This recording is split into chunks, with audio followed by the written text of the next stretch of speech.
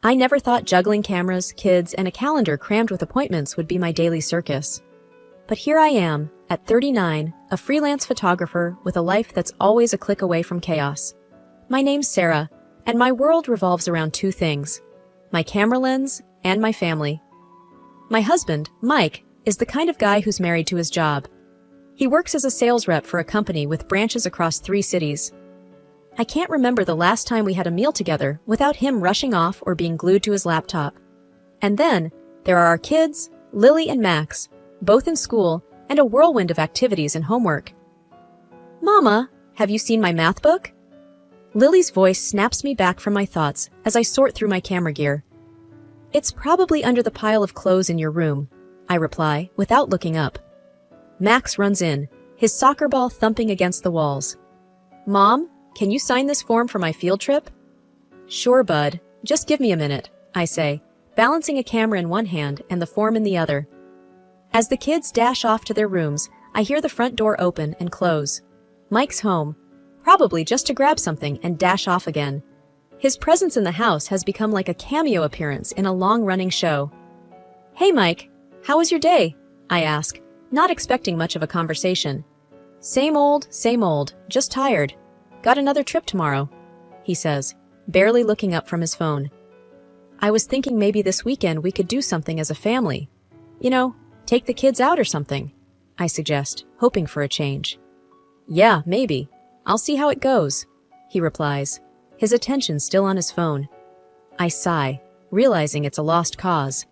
It's always maybe or we'll see. The kids and I have become experts at filling in the blanks of his absence. The evening rolls on with the usual routine: dinner, homework, bedtime stories, and finally, some quiet. I sit on the porch, my camera by my side, capturing the night sky. It's my moment of peace, a brief escape from the relentless pace of life. But who am I kidding? Even in these quiet moments, my mind races with tomorrow's to-do list, unanswered emails, and the ever-looming question, when will things change? As I head back inside, I make a mental note to check my schedule for next week. It's a balancing act, and I'm the ringmaster of my own chaotic circus. But in this hustle and bustle, I often wonder, when did life become a series of tasks to tick off rather than moments to live? Life as a freelance photographer is never predictable, but nothing prepared me for the curveball I was about to receive. It was just another Wednesday morning, and I was out for a walk with our dog, Buster. The sun was shining, but my mind was cloudy with thoughts of upcoming projects and deadlines. Come on, Buster, let's make this quick. Mommy's got a ton of editing to do, I muttered, tugging slightly at his leash. Just as we turned the corner near the park, Buster spotted a cat, and in a split second, everything went haywire. He lunged forward, pulling the leash with such force that I lost my balance and fell hard onto the pavement. Ow! Buster, stop! I yelled, but he was too busy chasing the cat to notice. I tried to get up, but a sharp pain shot through my leg. Great, just what I needed. Limping back home, I called Mike. Hey, I think I hurt my leg. Can you come home early? Sarah, I'm in a meeting. Can it wait? His voice was curt, a clear sign of his irritation. I just fell, Mike. It's not like I'm calling for fun, I snapped, frustration boiling over. Fine, I'll see what I can do, he replied, and the line went dead. After what felt like an eternity, I made it home. The pain was getting worse. I knew I had to see a doctor, but with Mike's unpredictable schedule and the kids at school, it was a logistical nightmare. The diagnosis was a fractured leg. Great. Just what I needed on top of everything else. The doctor advised rest, meaning no shoots, no chasing after the kids, nothing. As if my life wasn't chaotic enough. Back home, with my leg in a cast, I felt like a bird trapped in a cage. Mike had to take over some of my duties, which he did with an obvious lack of enthusiasm. This is a real mess, Sarah. How long till you're back on your feet? Mike asked, his tone more concerned with the inconvenience than my pain. A few weeks at least. It's not like I planned this, you know, I retorted, my patience wearing thin. The kids were surprisingly helpful, though. Lily took over some of the house chores, and Max tried his best to be less of a tornado around the house. Mom, can I get you anything? Lily asked, her concern genuine. Just some peace would be nice, I replied with a tired smile. Days turned into weeks. I was stuck at home, my world reduced to the four walls of our living room. Mike was out most of the time, and the kids were busy with school. The loneliness was suffocating. In a desperate attempt to find something to occupy my time, I decided to explore photography forums online. Little did I know, this decision would turn my world upside down. Stuck at home with my leg in a cast, I found myself diving deeper into the world of online photography forums. It was a nice distraction, scrolling through endless galleries of beautiful images. It almost made me forget the throbbing pain in my leg. Almost. One evening, while mindlessly browsing, something caught my eye. A photo of a man proposing to a young woman. The scene was picturesque, but it wasn't the romantic setting that grabbed my attention. It was the man in the photo. He looked exactly like Mike, my husband. Same build, same hair, even the same suit that I had bought him last Christmas. No, this can't be, I murmured to myself, my heart pounding. It just looks like him, that's all. But the more I looked at it, the more I couldn't shake the feeling. It was more than just a resemblance. I had to know more. I messaged the photographer, a woman named Jenna. Hi Jenna, I came across your photo of the marriage proposal. Can you tell me more about it? Where was it taken? Jenna replied quickly. Sure, that was taken in Riverdale. Lovely couple. Why do you ask? I hesitated, not sure how to explain without sounding paranoid. I was just curious. The man in the photo looks a lot like someone I know. I waited anxiously for her response, hoping she'd offer more information. But instead, she went silent. No reply came. Days passed, and the image haunted me. I couldn't eat, couldn't sleep. Every time Mike came home, I studied his face, looking for any sign of guilt, any hint of betrayal. But he was his usual detached self, buried in his phone or laptop. One evening, I couldn't take it anymore. I confronted him. Mike, have you ever been to Riverdale on your business trips? I asked, trying to sound casual. Yeah, a few times. Why? He didn't even look up from his phone. No reason. Just asking, I said, my voice trembling. The uncertainty was eating me alive. I had to know. I messaged Jenna again, this time more directly. Jenna, I need to know. The man in your proposal photo, can you send me more shots of him? I think he might be my husband. This time, Jenna responded, I'm sorry, I can't do that. It's against my policy to share personal photos without my client's consent. I pleaded, explaining my situation and my growing suspicions.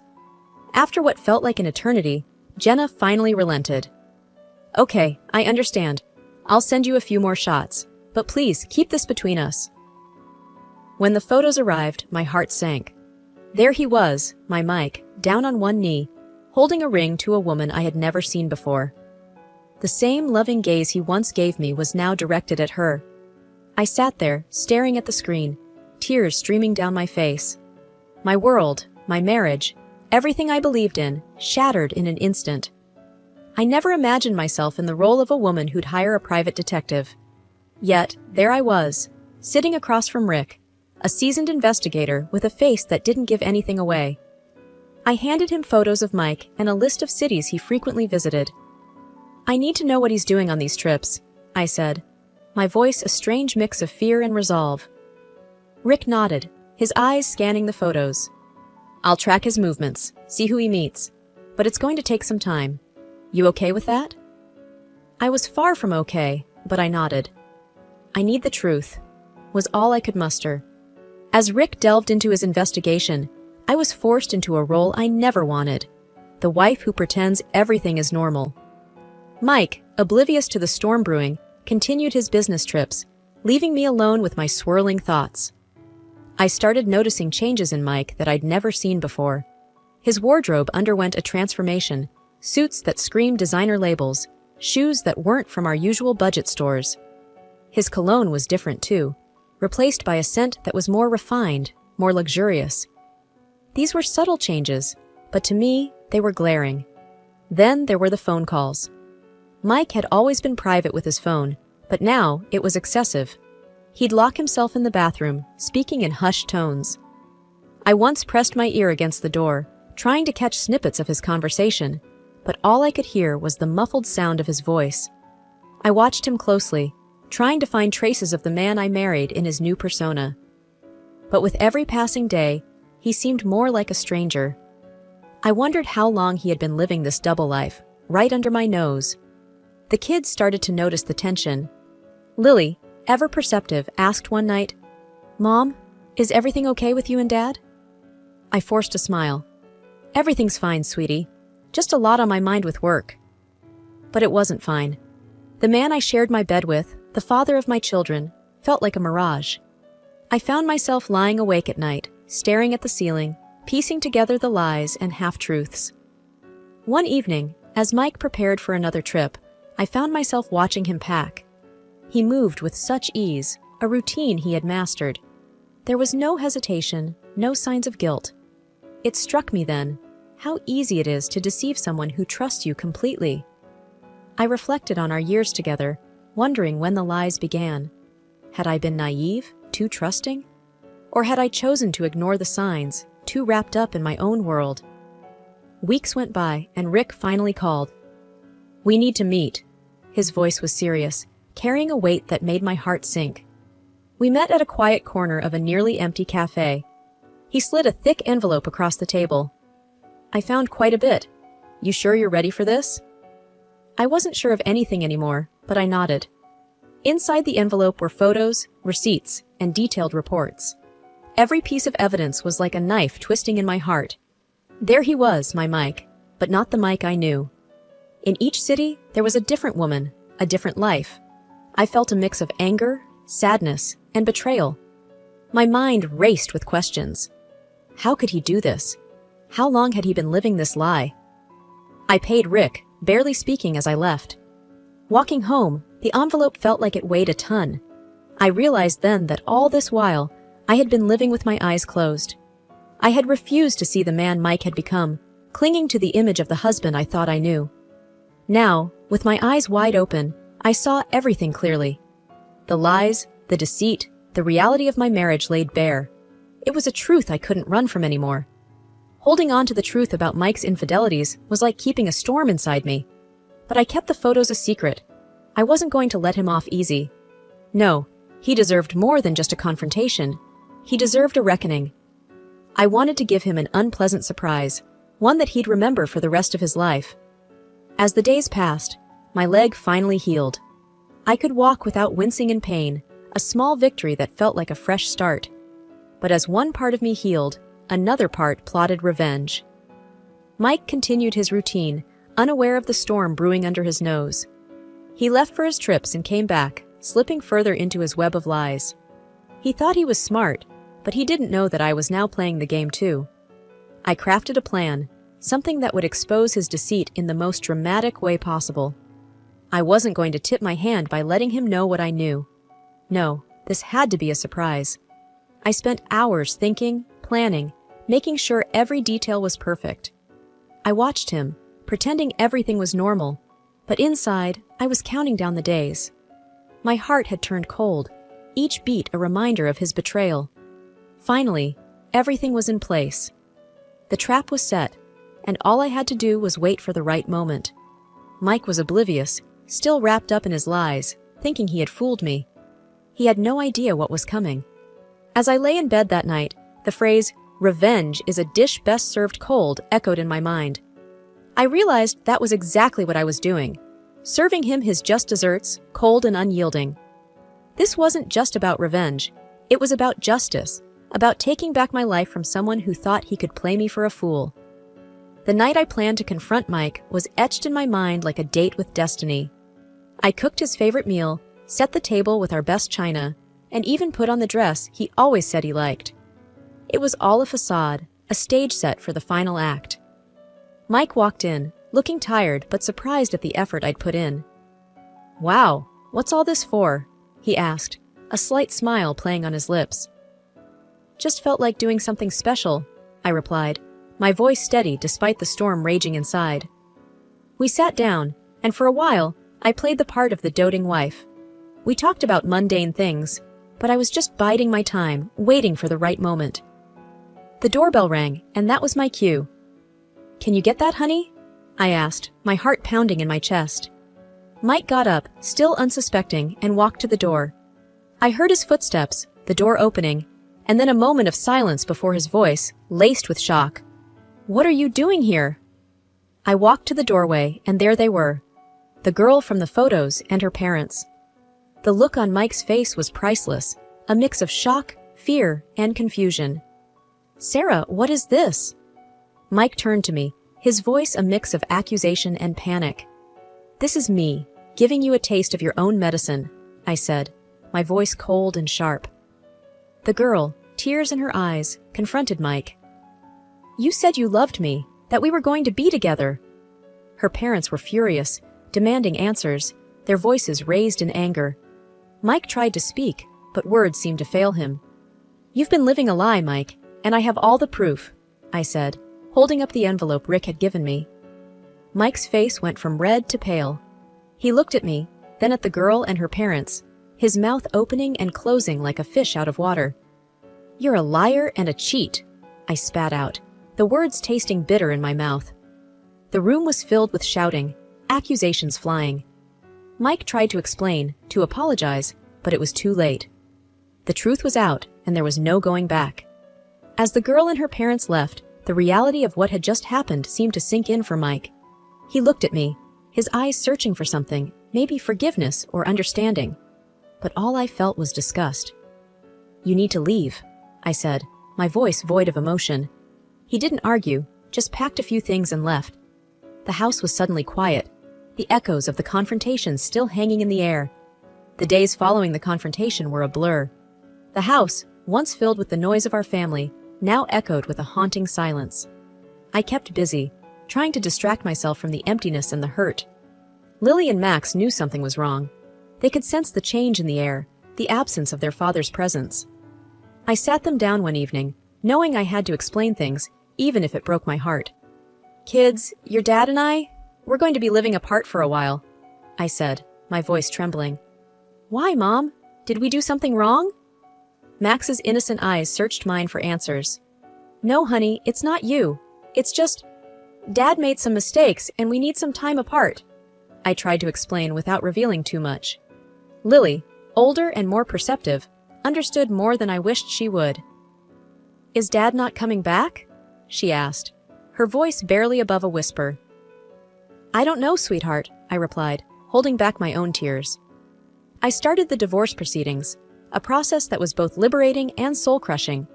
Mike tried to reach out, sending messages of apology, of wanting to talk. But I couldn't. Not yet. Maybe not ever. The legal battles began. I fought for the house, for alimony, for everything we had built together. It was a messy, painful process, but I was determined to get what we deserved.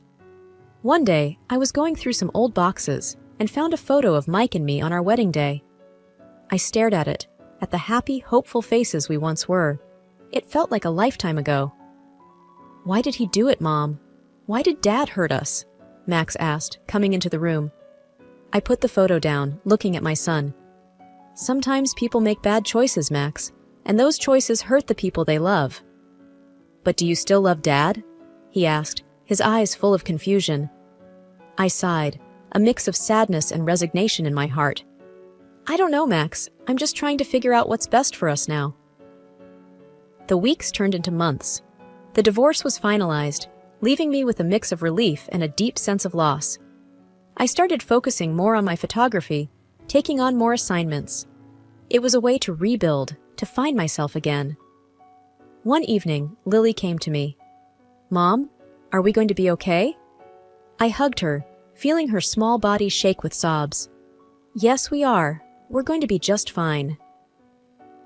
Life didn't stop after the divorce. If anything, it kept moving at a relentless pace. The kids and I settled into a new routine, finding our footing in this altered reality. We were a team, the three of us, facing each day with a mix of resilience and hope. As for Mike, I heard bits and pieces through the grapevine. His world, it seemed, was unraveling at the seams. The women he deceived banded together, filing a collective lawsuit against him. The scandal spilled over into his work, leading to a demotion. He was drowning in debts and legal troubles. But that part of my life was behind me. I had more pressing, more pleasant things to focus on. One sunny afternoon, while I was setting up for a family photo shoot in a park, Lily called me.